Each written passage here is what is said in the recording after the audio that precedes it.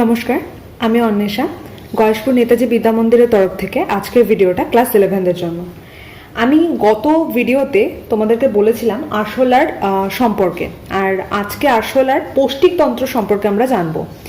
এই পুরো ভিডিওটা মানে আরশোলাটা বেশ কয়েকটা পার্টে হবে, চেষ্টা করব 5-6টা ভিডিওর মধ্যে এটাকে কমপ্লিট করে দেওয়া। তো তার মধ্যে আজকে যে ভিডিওটা দেওয়া হচ্ছে তাতে আমরা পার্টিকুলারলি আরশোলার পৌষ্টিকতন্ত্র নিয়ে আলোচনা করব। এই আরশোলা থেকে মোটামুটি 5 থেকে 6 মার্কস প্রশ্ন পাবে তোমরা টোটালি পরীক্ষাতে। তার মধ্যে মোটামুটি 2-3 মার্কসের শর্ট কোশ্চেনের মধ্যে থাকে, আর বাকিগুলো এমসিকিউজ থাকে। আমি সেগুলো ডিসকাস করে দেবো লাস্ট ভিডিওতে যে এখান থেকে কি কি প্রশ্ন হতে পারে। যেমন আজকের যে অংশ আছে পুরোটা ভিডিওর শেষে আলোচনাও করে দেবো যে এখান থেকে কি কি প্রশ্ন হতে পারে এবং কত মার্কসের হবে। তো দেখতে থাকো পুরোটা। সেটা হচ্ছে আরশোলার একটা পৌষ্টিকতন্ত্র বা যেটাকে আমরা বলি ইংলিশে ডাইজেস্টিভ সিস্টেম, সেটা কি কি অংশ দ্বারা গঠিত। দুটো অংশ নিয়ে গঠিত, একটা হচ্ছে পৌষ্টিক নালী, this is called digestive tube or digestive canal or another name is gut, আর একটা হচ্ছে পৌষ্টিক গ্রন্থি যেটাকে বলা হয় ডাইজেস্টিভ গ্ল্যান্ড। এই দুটো অংশ নিয়ে আরশোলা পৌষ্টিকতন্ত্র গঠিত। এটা মানুষের ক্ষেত্রেও সেম হয়। তো পৌষ্টিক নালী মানে কি বুঝি? নালী মানে হচ্ছে যেটা বা যে নলটা বা নলাকার অংশ, মোটামুটি এটা যদি মাউথ পার্ট হয় তাহলে মুখ থেকে শুরু করে একদম পায়ু ছিদ্র পর্যন্ত, অর্থাৎ যতদূর পর্যন্ত ওর পায়ু থাকবে ততদূর পর্যন্ত বিস্তৃত যে নালীর মতো অংশ থাকে, this is called digestive tract or digestive নালী অর পৌষ্টিক নালী। এই পৌষ্টিক নালীটা মুখ থেকে শুরু করে পায়ু ছিদ্র পর্যন্ত বিস্তৃত থাকে। এবার আমরা জানবো যে এটা মোটামুটি কি কি অংশ দ্বারা গঠিত। পুরো ডাইজেস্টিভ সিস্টেমে দুটো অংশ আছে, আর পৌষ্টিক নালীটা শুধু এই নলটা প্রায় 6 থেকে 7 সেমি লম্বা হয়। এটি মুখছিদ্র থেকে পায়ু পর্যন্ত বিস্তৃত থাকে। এর মেইনলি কাজ খাদ্য গ্রহণ, পরিপাক, শোষণ এবং বহিষ্কার করানো, মানে একদম বহিষ্কার করে দেওয়া, অর্থাৎ বের করে দেওয়া শরীর থেকে। এর টোটাল যদি এই নালীটাকে আমাকে কয়েকটা পার্ট করতে হয় তাহলে সেই পার্ট অনুযায়ী আমরা কি করব। প্রথমে যে অংশটা থাকে তাকে বলা হয় স্টোমোডিয়াম বা অগ্রনালী। এটাকে আমরা বলি অগ্র পৌষ্টিক নালী বা স্টোমোডিয়াম। এটা মোটামুটি মুখ থেকে শুরু করা হয়, মুখ থেকে শুরু করে গিজার্ড পর্যন্ত বিস্তৃত থাকে, গিজার্ড পর্যন্ত এটা বিস্তৃত থাকে, এত দূর পর্যন্ত। এইটা হচ্ছে সামনের অংশ, এটাকে আমরা বলি অগ্র অংশ বা এটাকে ইংলিশে বলা হয় স্টোমোডিয়াম। অনেক সময় পরীক্ষায় প্রশ্ন আসে স্টোমোডিয়াম কি, তো যারা শুধু বাংলাটা পড়ে রাখছে অগ্রনালী তাদের কিন্তু ক্ষেত্রে একটা অসুবিধা, তাই দুটো টার্ম জেনে রাখতে হবে। এর মধ্যে কি কি পার্ট আছে আমরা একে একে ডিসকাস করব। তো প্রথমেই থাকে মুখছিদ্র, মাউথ। এটা কিরকম থাকে, আমি এই যে পোর্শনটা এঁকেছি এটা অ্যাকচুয়ালি আসলে মাথার যে বাইরের অংশটা। আমরা আগের দিন ফার্স্ট ভিডিওতে আরশোলা মুখ দেখেছি, তো মুখের যে রিজিয়নটা সেখানে একটা ছোট ছিদ্র থাকে, ল্যাবিয়াম আর ল্যাব্রাম, আমি আগের দিনও করিয়েছিলাম। তো সেখানে বলেছিলাম ল্যাব্রাম হচ্ছে উপরের ঠোঁট আর নিচের ঠোঁটটা হচ্ছে ল্যাবিয়াম। তার পরবর্তীকালে ওখানে মুখছিদ্র থাকে এবং ওখান থেকে চলে আসে খাবারটা মুখের ভেতর, সেটার নাম হচ্ছে মুখবিবর, যেটাকে আমরা বলি ক্যাভিটি। ওখানে কি হয়, মুখবিবরে যে খাবারটা ওরা কেটেছিল ম্যান্ডিবেল দিয়ে, আমি আগের দিন দেখিয়েছিলাম ম্যান্ডিবেল দিয়ে খাবারটা কাটে, বাকি অংশটুকু চিবোতে সাহায্য করে ওই অংশ, মুখের ভেতরটা। তারপরে আসে এটা, সেটার নাম হচ্ছে গলবিল, এটাকে ইংলিশে বলা হয় ফ্যারিংস। এটা কোন অংশটা, অর্থাৎ খাবারটা খাচ্ছে তারপর ওটাকে গলাধঃকরণ করতে হবে, তো মুখবিবরে যে ক্ষুদ্রাকার নালী থাকে, ছোট্ট যে টিউব মতো অংশ থাকে, সেটাকে বলা হয় গলবিল বা ফ্যারিংস। তারপরে আসে গ্রাস নালী, যেটাকে বলা হয় ইসোফেগাস। ইসোফেগাসটা কিরকম ধরনের জিনিস দেখতে পাবো, এইটা গলবিল থেকে একটা লম্বা নালী যুক্ত থাকে, সেটাকে বলা হয় গ্রাস নালী। এর কাজ হচ্ছে এই নালীর মাধ্যমে খাদ্য যেটা গৃহীত হয়েছে সেটা মুখবিবর থেকে ক্রমশ পরবর্তী যে অংশ তাতে চলে যায়। আমাদের প্রত্যেকেই জানি আমাদের গ্রাস নালীর পর স্টমাক চলে আসে, মানে পাকস্থলী। আমরা ক্লাস 9-এও এটা সম্পর্কে আলোচনা করেছিলাম, এরকম একটা গ্রাস নালী থাকে, তারপর আমাদের ক্ষেত্রে এরকম একটা স্টমাক চলে আসে, এরকম একটা পাকস্থলী চলে আসে। ঠিক সেরকম এদের প্রপার পাকস্থলী থাকে না, কিন্তু পুরো এদের ডাইজেস্টিভ সিস্টেমের সব থেকে বড় অংশটা হলো এইটা, যেটার নাম হচ্ছে ক্রপ। এই অংশটা, এই অংশটা কি, এটাকে ধরা যেতে পারে যে এটা আরশোলার একটা পাকস্থলী, কারণ যত খাবার খায় এটা হচ্ছে সব থেকে বড় অংশ, পৌষ্টিক ওদের নালীটার মধ্যে সব থেকে বড় অংশ ক্রপ। এবং যখন আরশোলার প্র্যাকটিক্যাল করানো হবে দেখতে পাবে যদি আরশোলাকে ওভারনাইট খেতে দেওয়া হয় বা যে কোনো জায়গায় আটকে রেখে যদি তাকে বিস্কুট গুঁড়ো ফুড়ো দিয়ে দেওয়া হয়, যদি সে খায়, তাহলে ক্রপটা সবসময় ভরাট থাকবে। আর যদি ক্রপটা চুপসে থাকে, তার মানে বুঝতে হবে যে আরশোলাটা লাস্ট অবধি কিছু খায়নি, মানে অনেকক্ষণ ধরে কিছু না খাওয়া অবস্থায় আছে। তো এইটা হচ্ছে এদের খাবারটা এখানে এসে সঞ্চিত থাকে এই থলির মধ্যে। এই অংশটাকে বলা হয় ক্রপ। ক্রপ হচ্ছে পৌষ্টিকতন্ত্রের সব থেকে বড় অংশ। এবং এর একটা কাজ জানতে হবে। কাজটা কি? এই যে আরশোলার খাবার এখানে সাময়িকভাবে সঞ্চিত থাকে এবং এই খাদ্য এখানে প্রায় 2 মাস পর্যন্ত সঞ্চিত থাকতে পারে। তাহলে সঞ্চয় করে রাখাটা এর কাজ। পরীক্ষায় প্রশ্ন আসে ক্রপ কি, 2 মার্কসের জন্য, এটা ভীষণ ইম্পর্টেন্ট। তো তখন কি লিখতে হবে? অবস্থান, গঠন, কাজ। অবস্থান কোথায় এটা অবস্থিত বলবো, যে গ্রাসনালীর পরবর্তী ধাপ, এবং এর অবস্থান হয়ে গেল। গঠনটা কি বলবো? পৌষ্টিকতন্ত্রের সব থেকে বড় অংশ এবং এটা থলির মতো দেখতে একটা অংশ, যেটা কিনা সব থেকে বড়। আর এরপর লিখবো কাজ। কাজে কি লিখবো? কাজে এটাই লিখবো যে খাদ্য এখানে সঞ্চিত থাকে এবং প্রায় খাদ্য 2 মাস পর্যন্ত এখানে সঞ্চিত থাকতে পারে, এটাও এর কাজ। এরপর আরেকটা ইম্পর্টেন্ট জায়গা পড়বো, ঠিক ক্রপ যেখানে শেষ হবে ঠিক সেই জায়গাটাতে একটা জিনিস থাকে, তার নাম হচ্ছে গিজার্ড বা পেশক। ক্রপের পশ্চাৎ ভাগে থাকে, এটা ন্যাশপাতির মতো দেখতে হয় এরকম জায়গাটা। এটা পুরো প্রাচীর বিশিষ্ট হয়ে থাকে, একে পেশক বা গিজার্ড বলা হয়ে থাকে। এই অংশটি অগ্রপৌষ্টিক নালীর শেষ অংশ, মানে এর পরে আর অগ্রপৌষ্টিক নালী নাই, তারপরে যেটা আছে সেটা মিডগার্ড বা মধ্য অংশ, এরপর থেকে স্টার্ট হবে। তাহলে এই পর্যন্ত হচ্ছে অগ্রপৌষ্টিক নালী। এখানে কি হয়? কার্টিন নির্মিত 6টি ছোট খাঁজ বা দাঁত থাকে। এছাড়া 6টা, মানে এই যে 6টা আমরা দেখতে পাচ্ছি, সেটা পাতলা প্লেট ব্রিসেলযুক্ত প্যাড থাকে, যেটা কি করে, ওরা যে খাবারটা খেলো, আলটিমেট ওদের তো দাঁত নেই, তো যতই কাটা হোক না কেন এগুলো শেষ পেশায় করতে সাহায্য করে। এর কাজই হচ্ছে যে গিজার্ডের যে দাঁতগুলো থাকে, আমি বললাম 6টা অংশ, সেগুলো ক্ষুদ্র ক্ষুদ্র অংশে কাটতে সাহায্য করে। কুশন প্যাড যন্ত্র এই রোমগুলি সূক্ষ্ম সূক্ষ্ম খাদ্য কণাগুলিকে পরবর্তী যে ধাপ আছে তাতে পাঠাতে সাহায্য করে। গিজার্ডের পর কিছু সরু রোমের মতো অংশ দেখতে পাওয়া যায়, যেগুলো কি করে, খাদ্যবস্তুকে পরবর্তী অংশে সঞ্চারিত হতে সাহায্য করে। তাহলে এই অংশটা চলে গেল অগ্র অংশ, বা এটাকে আমরা বলি অগ্রনালী বা স্টোমোডিয়াম। এরপর থেকে শুরু হবে মধ্যনালী, বা যেটাকে আমরা ইংলিশে বলবো মিডগার্ড। কি বলা হচ্ছে? এই পর্যন্ত যদি গিজার্ডের অংশ হয়, তাহলে গিজার্ডের পরবর্তী যে অংশটা থাকে ইলিয়াম পর্যন্ত বিস্তৃত থাকে, সেই ইলিয়াম পর্যন্ত বিস্তৃত সরু নলাকার অংশকে বলা হয় মেসেন্টেরন, বা এটাকে বলা হয় মিডগার্ড। এর আর একটা নাম হচ্ছে মেসেন্টেরন, এই মিডগার্ডের আর একটা নাম, সেটা বলছি এই অংশটাতে। এখানে কি থাকে? একটা ইম্পর্টেন্ট জিনিস থাকে, এর মধ্যে যেটা দেখতে পাওয়া যায় যে গিজার্ড আর মেসেন্টেরন এর সংযোগস্থলে, যেখান থেকে মেসেন্টেরন স্টার্ট হচ্ছে এবং যেখানে গিজার্ড শেষ হচ্ছে, এর সংযোগস্থলে 7 থেকে 8টা কোর্সিকার মতো অংশ দেখতে পাওয়া যায়। যে আমি এখানে এঁকেছি, এরকম কোর্সিকার মতো অংশ দেখতে পাওয়া যায়। এদের হেপাটিক সিকা বা এন্টেরিক সিকা বা ডাইজেস্টিভ ডাইভার্টিকুলা বলা হয়। এই নালিকার অগ্রপ্রান্ত বন্ধ এবং পশ্চাৎ প্রান্তটা খোলা থাকে। এই নালিকাগুলি কি করে, যে পাচক রস নিঃসরণ করে এবং পরিপাকে সাহায্য করে। এই মধ্য পৌষ্টিক নালী সূক্ষ্ম চুলের মতো অংশগুলোকে বলা হয় কোর্সিকা। এদের ম্যালপিজিয়ান নালিকাও বলা হয়, মানে এই কোর্সিকাগুলো এর সঙ্গে যুক্ত থাকে, এদের ম্যালপিজিয়ান নালিকা বলা হয়। এরা পৌষ্টিক নালীর সঙ্গে যুক্ত থাকলেও এদের প্রধান কাজ হচ্ছে রেচনে অংশগ্রহণ করা। তাহলে আমরা প্রথমে বললাম যে 7 থেকে 8টা কোর্সিকা থাকে, এই যে এরকম কোর্সিকার মতো সরু সূক্ষ্ম অংশ থাকে, এদের হেপাটিক সিকা বলে। এই হেপাটিক সিকা ম্যালপিজিয়ান নালিকার সঙ্গে যুক্ত থাকে, যেটা এদের রেচনে সাহায্য করে। এবং এই পৌষ্টিক নালীর সঙ্গে যুক্ত থাকলেও এরা প্রধানত রেচনে কাজ করে। কোনগুলো? ম্যালপিজিয়ান নালিকা, বারে বারে বলছি ম্যালপিজিয়ান নালিকা কিন্তু সাহায্য করে রেচনে। এবং মেসেন্টেরন কি করে? এদের প্রধান কাজ কি? খাদ্যকে শোষণ এবং পরিপাক করা। খাদ্যকে শোষণ করে, অর্থাৎ এখানে খাদ্য শোষিত হয় এবং পরিপাক হয়। এরপর আমরা পড়বো পশ্চাৎ অংশ, যেটাকে বলা হয় পশ্চাৎ নালী বা প্রোক্টোডিয়াম। প্রোক্টোডিয়াম অঞ্চলটা কি? মানে যতদূর পর্যন্ত বাকি যে রেস্ট অফ দ্য পোর্শন, এইটুকুনি জায়গা হয়ে গেল মধ্য, তারপরে এখান থেকে এরকম প্যাচানো প্যাচানো অংশ দেখতে পাওয়া যায়, যেটা কিনা পুরোপুরি পায়ু ছিদ্র পর্যন্ত বিস্তৃত থাকে। এই অংশটাকে বলা হয় পশ্চাৎ নালী বা পৌষ্টিক নালীর পশ্চাৎ অংশ। পৌষ্টিক নালীর এই পশ্চাৎ অংশে আমরা বেশ কয়েকটা জিনিসে ভাগ করতে পারবো। কি কি ভাগ দেখতে পাওয়া যাবে? প্রথমে আমরা একটা ইলিয়াম দেখতে পাবো, যেখানে আমাদের মানুষের ক্ষেত্রেও এরকম নাড়ি ভুঁড়ি যেটাকে বলি প্যাঁচানো প্যাঁচানো অংশ থাকে, সেরকম এদেরও থাকে। প্রোক্টোডিয়ামে হচ্ছে প্রথমের অংশ, এর পরবর্তী গহ্বর খুব সরু হয় এবং কাঁটাযুক্ত হয়, এগুলো ক্ষুদ্র হয় এবং প্রাচীর বিস্তৃত হয়। এর পরবর্তী যে অংশটা দেখতে পাওয়া যায় তার নাম হচ্ছে কোলন, মানে এর পরবর্তী যেখানে ইলিয়াম থাকবে তার পরবর্তীতে এদের কোলন থাকে। মানুষের ক্ষেত্রে যেমন বৃহদন্ত অর্থাৎ লার্জ ইন্টেস্টাইনের ক্ষেত্রে আমরা কোলন দেখতে পাই, এদের মধ্যে এরকম প্যাঁচানো নালিকা দেখতে পাওয়া যায়। এখানে কোলনের প্রধান কাজ হচ্ছে জল আর খনিজ লবণ যেগুলো থাকে, যেগুলো ওরা খেয়েছে সেগুলোকে শোষণ করা হচ্ছে এদের কাজ। এরপর আমরা চলে যাবো মলাশয়। এদের একটা মলাশয় বা রেকটাম থাকে, যেটা একদম মোটামুটি কোলনের শেষ প্রান্তে থাকে, সেটা স্ফীত হয়, প্রশস্ত হয়। এখানে ওদের যে ফিকাল ম্যাটারটা অর্থাৎ মল সেটা এখানে এসে সঞ্চিত থাকে, এবং আলটিমেট অ্যানাস অর্থাৎ যেটা পায়ু, এই ছিদ্রের মাধ্যমে ওদের মল শরীর থেকে বেরিয়ে যায়। তাহলে এই গেল টোটাল হচ্ছে পৌষ্টিক নালী।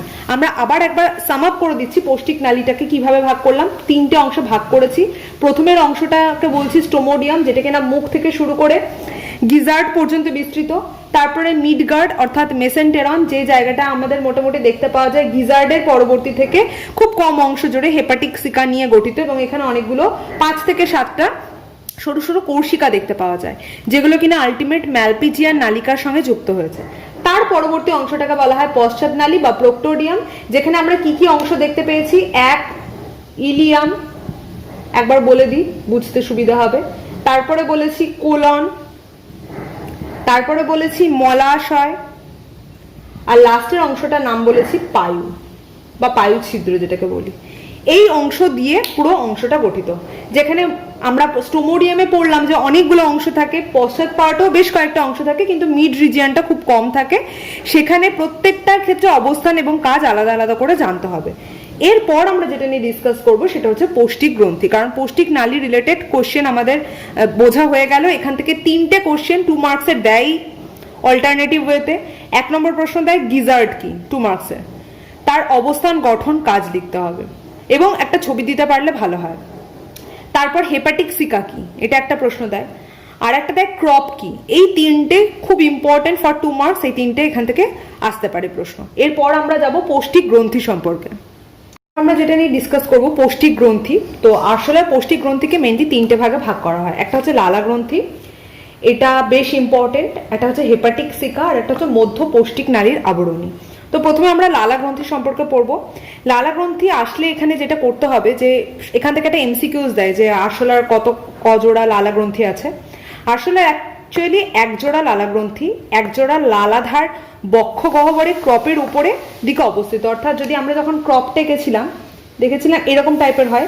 ক্রপের ঠিক উপরের দিকে দুটো পোর্শনে এরকম পাতার মতো অংশ দেখতে পাওয়া যায়, যেটার নাম হচ্ছে লালা গ্রন্থি। এগুলো এদের লালা ক্ষরণ করতে সাহায্য করে। এরকম পাতার মতো, গাছে জাস্ট যেরকম পাতা হয় এরকম পাতার মতো অংশ দেখতে পাওয়া যায়। 1 জোড়া লালা গ্রন্থি, 1 জোড়া লালাধার বক্ষ গহ্বরে ক্রপের উভয় পার্শ্বে অবস্থিত। প্রত্যেকটা গ্রন্থি থেকে 1 জোড়া পাতার মতো এরকম গ্রন্থি দেখতে পাওয়া যায়, যেটা আমি এখানে এঁকেছি।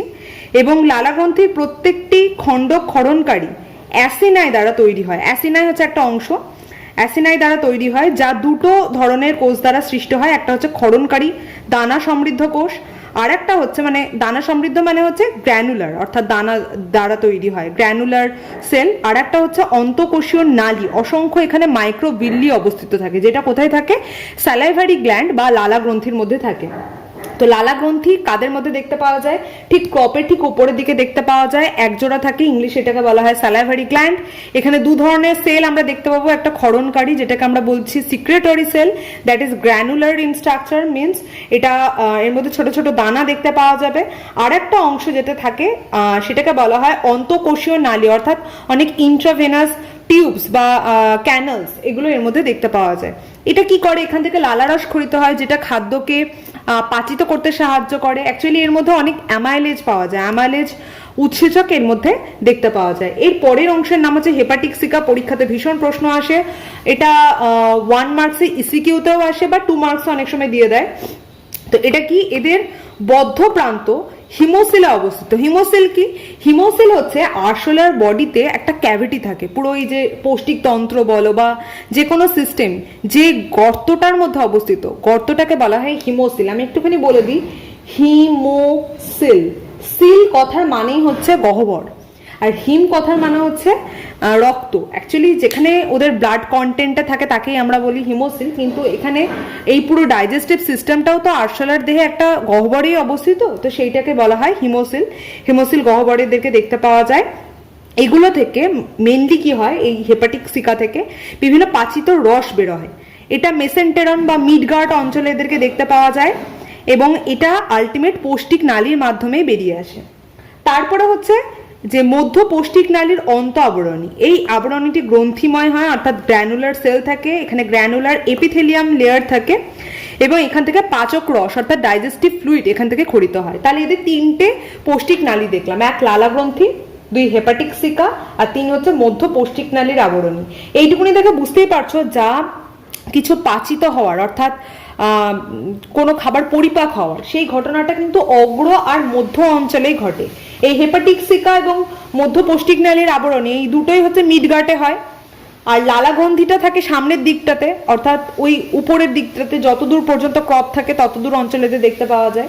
তাই একদম অন্তিম যে অঞ্চল অর্থাৎ যেখানে ইলিয়াম অঞ্চল দেখতে পাচ্ছি, কোলন দেখতে পাচ্ছি, সেখানে কিন্তু আর গিয়ে পরিপাক তেমন একটা হয় না, সেখানে শোষণ হয়, আত্তীকরণ হয়, বহিষ্করণ হয়, এই জিনিসগুলো এখানে দেখতে পাওয়া যায়। এবার যদি আমরা এর কলা সংস্থান দেখি যে একটা পৌষ্টিকতন্ত্রের মধ্যে আমরা এখানে কি কি কলা দেখতে পাবো, তাহলে দেখবো যোজক কলা, চক্রাকার কলা, ভিত্তি পর্দা, অনুদৈর্ঘ্য পেশি, এগুলো জাস্ট নাম জেনে রাখো, এগুলো সম্পর্কে ইন ডিটেলস জানার দরকার নেই, কারণ এখান থেকে এরকম প্রশ্নও খুব একটা দেয় না। শুধু এগুলো একটু জেনে রাখো যে কোন কোন কলা দেখতে পাওয়া যায়। কিন্তু পৌষ্টিক গ্রন্থির মধ্যে খুব ইম্পর্টেন্ট লালা গ্রন্থি, এমসিকিউতে দেয় যে এর কতগুলো লালা গ্রন্থি থাকে, আর হেপাটিক সিকা কি এটা অনেক সময় প্রশ্ন দেয়, তো এই দুটো খুব ইম্পর্টেন্ট। এরপর আমরা যেটা নিয়ে পড়বো সেটা হচ্ছে পুষ্টি প্রক্রিয়া। তো এত তো আমরা জানলাম যে কি কি গ্রন্থি থাকে, কি কি নালীর মধ্যে কি কি অংশ, এবার আমরা জানবো কিভাবে পুষ্টিটা সম্পন্ন হয়। এবার যেটা নিয়ে আমরা ডিসকাস করব সেটা হচ্ছে পৌষ্টিক পুরো পদ্ধতিটা বা কিভাবে পৌষ্টিক সিস্টেমটা চলে বা ডাইজেস্টিভ সিস্টেমটা চলে। তো এখানে আমি একটা পুরো ডাইজেস্টিভ সিস্টেমটা টোটালটা এঁকে দেখিয়েছি। আমরা একটু পরিচয় করে নিই কোন অর্গানগুলো কি। এই জায়গাটা ধরে নিই মুখছিদ্র, তাহলে তারপরে আমরা জানি গ্রাসনালী মানে গলবিল, তারপরে গ্রাসনালী, তারপরে এখানে আসছে ক্রপ, তারপরে আসছে গিজার্ড, এতদূর পর্যন্ত স্টোমোডিয়াম বা অগ্র অংশ, এইটুকুনি অংশটা হচ্ছে মধ্য অংশ যেখানে হেপাটিক সিকা থাকবে, তারপর ইলিয়াম থেকে টোটাল পায়ু পর্যন্ত হচ্ছে পশ্চাৎ অংশ। এই তিনটে অংশে ভাগ করছি, এটাকে অগ্র বলছি, এটা মধ্য, আর এটা হচ্ছে পশ্চাৎ। এই তিনটে অংশ আমরা ভাগ করছি। এবার কোথায় কি কি কাজ হয় প্রথমে বলে নিই। প্রথমে হচ্ছে ফুড, আরশোলা কি ধরনের খাবার খায় আমরা জানি। অ্যাকচুয়ালি ওরা ভিজে স্যাঁতস্যাঁতে পরিবেশে থাকে, ওরা সর্বভোগ, সব ধরনের খাবার খায় এবং রুটি, কাপড়, শাকসবজি, তৈলাক্ত বস্তু, যদি অনেক দিন ধরে বিস্কুট ফেলে রাখা হয় তাহলে সেগুলো, এগুলো সমস্ত কিছু খেয়ে ফেলে। এটা হচ্ছে ওদের খাদ্য। মুখের সাহায্যে কি করে ওরা খাদ্য গ্রহণ করে। আমি যদি একটা পার্ট পার্ট করে দেখাই তাহলে বলবো খাদ্য গ্রহণ হয় মুখছিদ্রের মাধ্যমে। তারপরে কি হয় খাদ্য সঞ্চয়, খাদ্য সঞ্চয় করে কে ক্রপ, কারণ এটাই হচ্ছে এদের পাকস্থলী। আমাদের যেমন পাকস্থলীতে খাদ্য গ্রহণ করার পর খাদ্য 5 থেকে 6 ঘন্টা সঞ্চিত থাকে, এদের ক্ষেত্রেও তেমন ক্রপ হচ্ছে খাদ্য সঞ্চয় করে রাখে, বা অনেক সময় এদের 2 মাস পর্যন্ত খাদ্য সঞ্চয় করে রাখতে পারে। এরপর গিজার্ড, আমাদের যেহেতু দাঁত আছে ওদের তো সেরকম অর্থে দাঁত নেই, ম্যান্ডিবল খাবারটাকে কেটে দিতে সাহায্য করে, কিন্তু খাবারটাকে যে পেষণ করবে অর্থাৎ এটাকে পেশায় করা দরকার হজমের জন্য, সেটাও ইম্পর্টেন্ট, সেই কাজটা কিন্তু করতে পারে না কারণ এদের দাঁত নেই, তাই গিজার্ড সেই কাজটা করে। তাহলে খাদ্য পেষণে সাহায্য করে গিজার্ড। তারপর হচ্ছে আমরা এখানে দেখব খাদ্য পেশক যেটা হয়ে গেল, এরপর খাদ্য পরিপাক, কারণ আমরা এইমাত্র পড়লাম হেপাটিক সিকা যেখান থেকে বিভিন্ন পরিপাক রস খরিত হয় যেগুলো এনজাইম, যা ওদের পরিপাকে সাহায্য করে। ইলিয়ামে হয় ওদের শোষণ, অর্থাৎ যে খাবারটা ওখানে পরিপাক হলো বা যার পাচিত হলো সেই অংশটাকে রস বা অ্যাবজর্পশন করতে সাহায্য করবে ইলিয়াম, এবং আলটিমেট সেটাকে ব্যবহার করবে মানে দেহের বিভিন্ন অংশে পুষ্টি মাধ্যম প্রত্যেকটা কোষে পৌঁছে দেবে, এবং আলটিমেট এই যে মলাশয় এবং কোলন অপাচ্য অংশটাকে ব্যবহার করবে এবং আলটিমেট বায়ু ছিদ্রের মাধ্যমে দেহ থেকে বাইরে বের করে দেবে। তাহলে পুরো ডাইজেস্টিভ সিস্টেমটাকে আমরা এই কটা ভাগে ভাগ করতে পারি। কি কি আমি আরেকবার বলে দিচ্ছি। প্রথমে খাদ্য, কি কি খাদ্য খায় সেগুলো বলবো। খাদ্য গ্রহণ করছে মুখছিদ্রের মাধ্যমে, খাদ্যটা এসে সঞ্চিত হয় ক্রপে, খাদ্য পেষণ হয় গিজার্ডে। হেপাটিক সিকা আমি একটু আগেই পড়ালাম ডাইজেস্টিভ গ্রন্থি, তার কাজ হচ্ছে খাদ্যটাকে পরিপাকে সাহায্য করা। ইলিয়ামে খাদ্য শোষণ হয়, কোলন মলাশয় ওই অপাচ্য অংশটাকে কাজে লাগায় অর্থাৎ জমিয়ে রেখে দেয় এবং একটা সময় পর পায়ুর মাধ্যমে এটা দেহ থেকে বেরিয়ে যায়। এই গেল আরশোলার পৌষ্টিকতন্ত্র। এতদূর পর্যন্ত পড়া থাকবে এবং তোমরা এটা একবার পুরোটা দেখে নেবে। দেখে নেওয়ার পর এখান থেকে যা যা প্রশ্ন দেয়, যেমন আমি এখান থেকে বললাম 2 মার্কসের প্রশ্ন পাবে।